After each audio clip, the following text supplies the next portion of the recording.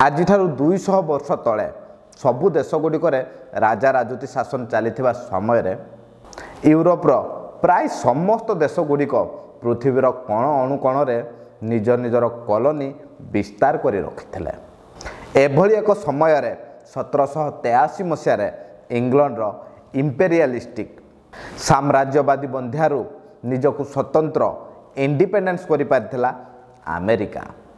सेबेठारु आज पर्यंत economic growth कहतु, सैन्य बल कहतु, टेक्नोलॉजी कहतु, सबुथिरे प्रथम स्थान रे रही आसीछि। ताहाले अमेरिका सेतेबेले एमिति कोन मिराकिल करिथिला जे आज दुनियार एक नंबर राष्ट्र रूप में छिड़ा हो रही पारिछि। एभली एक कहानी को पढ़ा और बुझापी आपण मैंने जोड़ी होती मु यानी क्षीरोद महातो सहित। ऐतिहासिक कहानी गुड़ी को जदि आम मैंने मूलरू डिटेल्स रे ठीक भाव में नजर न पकेबा ताहाले ताकू ठीक भाव में बुझी पारिबा नाही। सेथिपई भिडियोटी बड़ थिले भी आपण माने समय बाहर करी पूरा देखिबा पई चेष्टा करंतु। आजिठारु 500 वर्ष तले जड़े इटालियन एक्सप्लोरर अनुसंधानकारी क्रिस्टोफर कोलंबस 1492 रे इंडिया यानी भारतर खोज करने स्पेन रु बाहरी समुद्र भितर किछि दिन यात्रा कला परे जाई वेस्ट इंडीज रे पहुंची थिले। सेठिका ट्राइबल लोक मानकु देखि तांकु लागिथिला ये ही होउची इंडिया, ये बोधे इंडिया रो वेस्ट साइड। सेथिपई सही छोटिया उपद्वीपटी को वेस्ट इंडिया बोली नाम देइथिले क्रिस्टोफर कोलंबस। सही वेस्ट इंडिया को समय क्रमे वेस्ट इंडीज कुहागला। परे क्रिस्टोफर कोलंबस सी खोज करिथिबा वेस्ट इंडिया टी ताहा इंडिया नुहे, ताहा अमेरिका नामक एक बड़ भूखंडर उपद्वीपटीए बोली जानिला परे नॉर्थ अमेरिका और साउथ अमेरिका को न्यू वर्ल्ड बोली कहिथिले। संपूर्ण यूरोप रो लोक माने अमेरिका को एक नुआ पृथ्वी भाव में जानिले। 1500 मसीहार आग पछ बेलू यूरोप रो England, France, Italy, Germany, Spain आदि देशगुड़िक साइंस रो डिस्कवर हो सारी दिन को दिन नुआ नुआ साइंस रो खोज करुले से माने। साइंटिफिक डिस्कवरी, जियोग्राफिकल डिस्कवरी को नहीं तांको भितरे क्यूरोसिटी थिला। से जियोग्राफिकल डिस्कवर कारण पई कोलंबस अमेरिका को खोजी पाइथिले। सेतेबेले अमेरिका रे बसवास करुथुबा ट्राइब्स मानकू रेड इंडियंस कुहा जाउथला। एते बड़ अमेरिकन भूखंड रे खाली ट्राइब्स माने ही देखा मिलुथिले। वेस्ट रे एते बड़ अमेरिकन भूखंडटीए रहिथिबा कथा यूरोपियन माने जानी यूरोप रो साइंस आउ जियोग्राफिकल डिस्कवरी उपरे इंटरेस्ट थिबा किछि लोक बहुत सारा एक्सप्लोरर खोज करुथुबार इंटरेस्ट रखुथुबा लोक आउ यूरोप रे धर्म आधार रे प्रताड़िता होउथुबा बहुत सारा लोक माने अमेरिका रे जाई रहिबारे लागिले। एही भली भाबरे दिन को दिन न्यू वर्ल्ड कहा जाउथुबा अमेरिका रे यूरोपियन मानकर संख्या बढ़िबा को लागिला। ये तो 1500 मसीहा 1550 किंबा 1600 बेलर कथा। एही समय रे यूरोप रो बहु संख्यार लोक माने अमेरिका रे आसी बसवास करे रही गले। सही समय रे यूरोप रो कंट्री गुडी को जियोग्राफिकल डिस्कवरी कारण पई दुनियार कण अणुकण रे पहुँची पारिले आउ देश देश भितर जेतेबेले ट्रेड आरंभ करदेले सेतेबेले यूरोपियन कंट्री गुडी को दुनियार सबु देश गुडिक निज निजर कॉलोनी स्थापन करने आरंभ करदेले। जेमिति इंग्लैंड रो भारत कॉलोनी थिला सेमिति ही यूरोप रो Germany, France, Italy, Spain, Portugal भली देश गुडिक भी पृथ्वीर चारिआडे निज निजर कॉलोनी थिला। आजिका डेट रे वर्ल्ड रो जेतिकी भी देश क्रिकेट खेलुचंती सही देश गुडिक सबू सेतेबेले इंग्लैंड रो कॉलोनी थिला। इंग्लैंड रो कॉलोनी छड़ा अलगा कौ देश रे भी क्रिकेट को लोक माने पसंद करते नहीं। यूरोप रो देश गुडिकर कॉलोनी बढ़ेबार मानसिकता इंटरेस्ट कारण पई ବର୍ତ୍ତମାନ ଦେଖୁଥିବା ୟୁଏସ୍ଏରେ ଆମେରିକାର ଉପକୂଳବର୍ତ୍ତୀ ଏରିଆ ଗୁଡ଼ିକରେ ଇଂଲଣ୍ଡ 13ଟି କଲୋନି ବସାଇଥିଲା।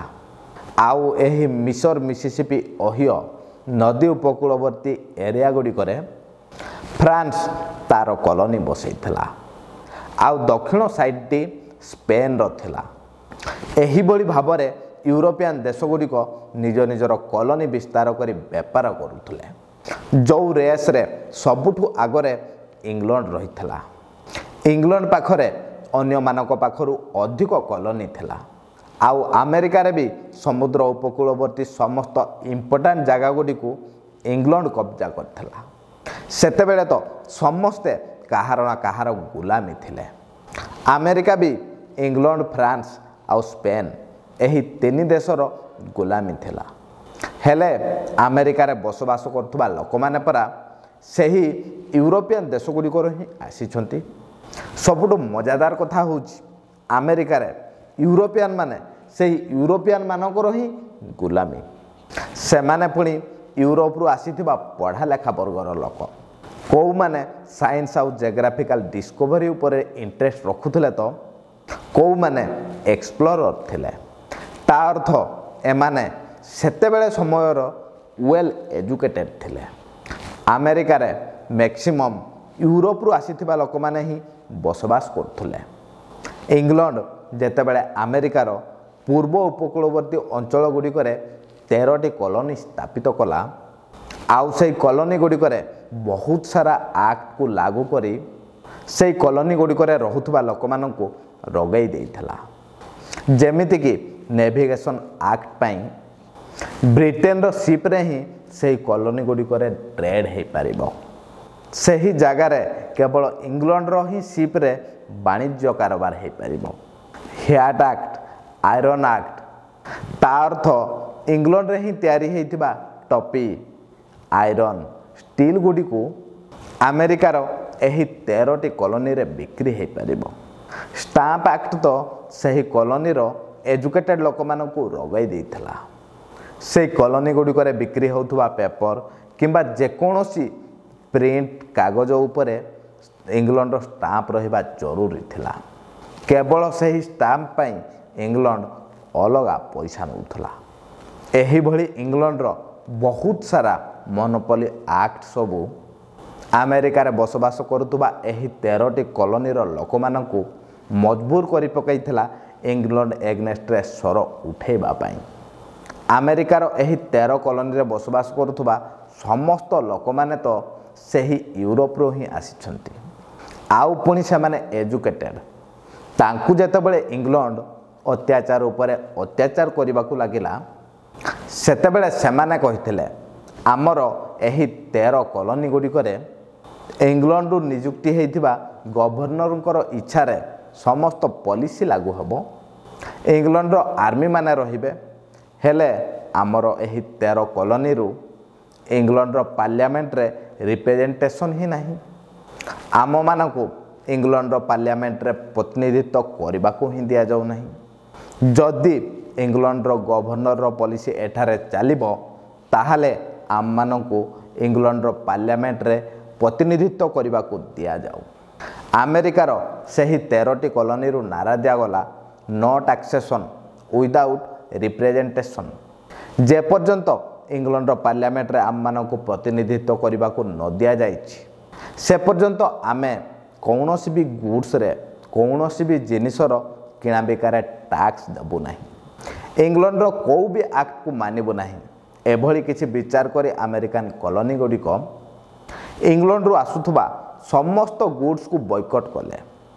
ଏଭଳି ସମୟରେ ଫ୍ରାନ୍ସ ଆମେରିକାର ସେହି କଲୋନିଷ୍ଟମାନଙ୍କୁ ସାଥ ଦେଇଥିଲା। ସେମାନଙ୍କୁ ଇଂଲଣ୍ଡ ଏଗନେଷ୍ଟରେ ଉସ୍କେଇଥିଲା।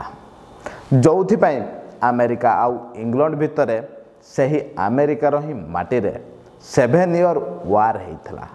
7 ବର୍ଷ ପର୍ଯ୍ୟନ୍ତ ଇଂଲଣ୍ଡ ଆଉ ଫ୍ରାନ୍ସର ଆର୍ମି ଭିତରେ ଯୁଦ୍ଧ ହୋଇଥିଲା।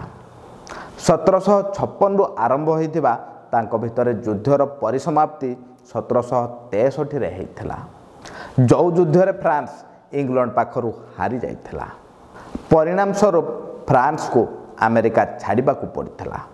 ଯୁଦ୍ଧରେ ଇଂଲଣ୍ଡ ଜିତି ଯାଇଥିଲା। ଫ୍ରାନ୍ସର ଏରିଆ ଗୁଡ଼ିକ ବି ତାକୁ ମିଳି ଯାଇଥିଲା। ହେଲେ ଏହି ଯୁଦ୍ଧରେ ଇଂଲଣ୍ଡର ବହୁତ ପଇସା ଖର୍ଚ୍ଚ ହୋଇଥିଲା। ବହୁତ ସାରା ପଇସା ଖର୍ଚ୍ଚ ହୋଇଥିଲା। ବହୁତ ସାରା ଯୁଦ୍ଧାସ୍ତ୍ର ଗୁଡ଼ିକର କ୍ଷତି ବି ହୋଇଥିଲା। ବହୁତ ସାରା ଆର୍ମି ମରିଥିଲେ। ଏହିଭଳି ଇଂଲଣ୍ଡର ବହୁତ କିଛି କ୍ଷତି ହୋଇଥିଲା, ଯାହାର ଭରପାଇ ପାଇଁ ଇଂଲଣ୍ଡ ସବୁ ଜିନିଷରେ ରେଟ୍ ବଢ଼ାଇ ଦେଇଥିଲା। 1973ରେ ତ କଲୋନିଷ୍ଟ ମାନେ ଟି ଆକ୍ଟ ପାଇଁ ଟେନସନ୍ ହୋଇଯାଇଥିଲେ। ଟି ଆକ୍ଟରେ ଦର୍ଶାଯାଇଥିଲା ଇଣ୍ଡିଆରୁ ଯାଇଥିବା ଇଷ୍ଟ ଇଣ୍ଡିଆ କମ୍ପାନୀର ଜାହାଜ ହିଁ ସେଠାରେ ଚା'ର ବେପାର କରିପାରିବ।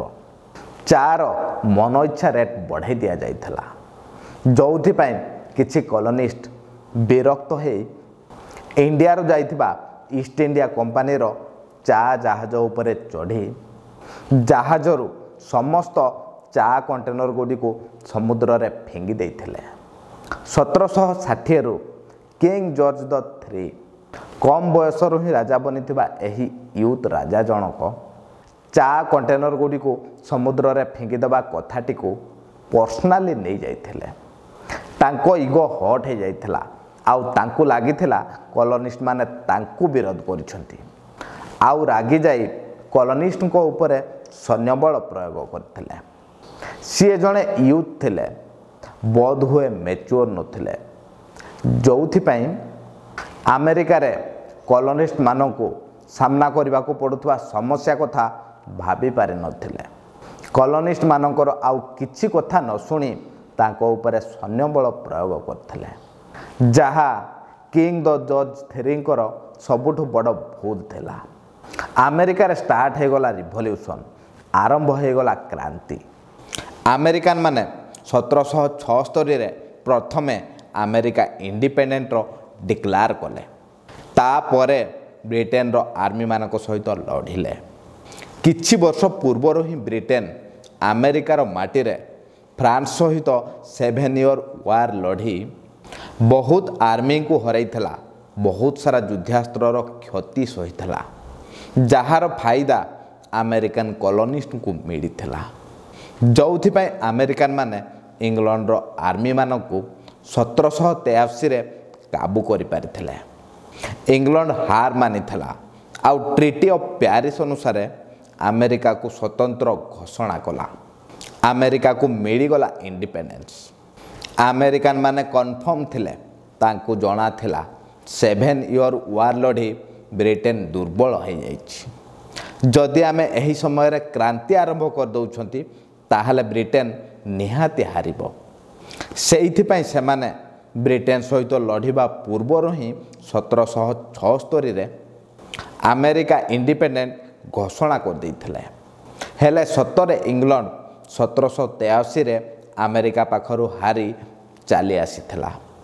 ଆମେରିକା ସ୍ୱାଧୀନତା ପାଇଲା ପରେ ସେହି 13ଟି କଲୋନି ୟୁନାଇଟେଡ଼ ହେଇ ୟୁନାଇଟେଡ଼ ଷ୍ଟେଟ୍ସ ଅଫ୍ ଆମେରିକାର ସ୍ଥାପନା କଲେ।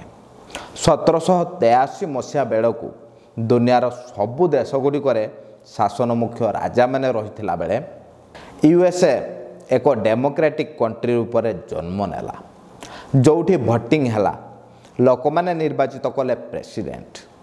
ଆଉ ଆମେରିକା ପାଇଁ ସବୁଠୁ ବଡ଼ କଥା ଥିଲା, ଆମେରିକାରେ ରହୁଥିବା ଲୋକମାନେ ତ ସବୁ ୟୁରୋପିଆନ ନେଟିଭ୍ ଥିଲେ। ତାଙ୍କ ଭିତରୁ ବହୁତ ସାରା ଲୋକ ଆଗରୁ ସାଇଣ୍ଟିଫିକ୍ ଆଉ ଜିଓଗ୍ରାଫିକ୍ ଡିସ୍କଭରି ଉପରେ ଇଣ୍ଟରେଷ୍ଟ ରଖୁଥିଲେ, ସାଇନ୍ସକୁ ଜାଣିଥିଲେ, ସାଇନ୍ସରେ ତାଙ୍କର ଇଣ୍ଟରେଷ୍ଟ ଥିଲା, ଆଗ୍ରହ ଥିଲା। ଜର୍ଜ ୱାସିଂଟନ USAର ପ୍ରଥମ ଇଲେକ୍ଟେଡ୍ ପ୍ରେସିଡେଣ୍ଟ ହେଲା ପରେ ସାଇନ୍ସ ଉପରେ ଅଧିକ ଫୋକସ୍ କରିଥିଲେ। ନୂଆ ନୂଆ ଯୁଦ୍ଧାସ୍ତ୍ର ଗୋଳାବାରୁଦର ଉଦ୍ଭାବନ କରିଥିଲେ।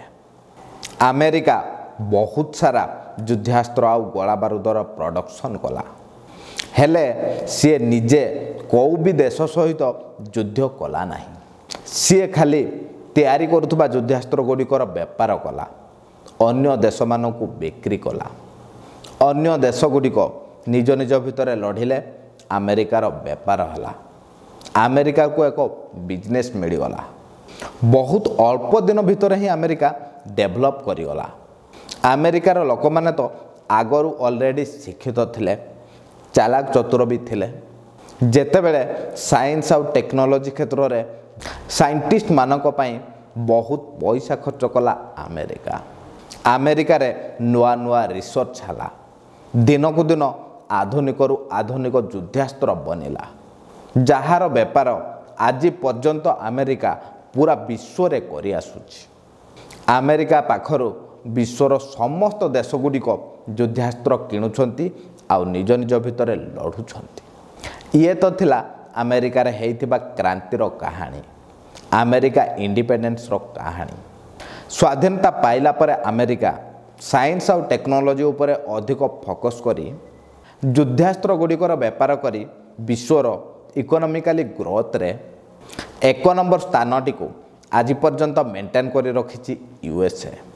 ତାହେଲେ ଆଜିକାର ଏହି ସେସନ୍ଟି ଅଦ୍ଭୁତ ଥିଲା କିମ୍ବା ସାଧାରଣ ଥିଲା, ଆପଣମାନଙ୍କୁ କେମିତି ଲାଗିଲା କମେଣ୍ଟ ବକ୍ସରେ ନିହାତି ଜଣାଇବେ।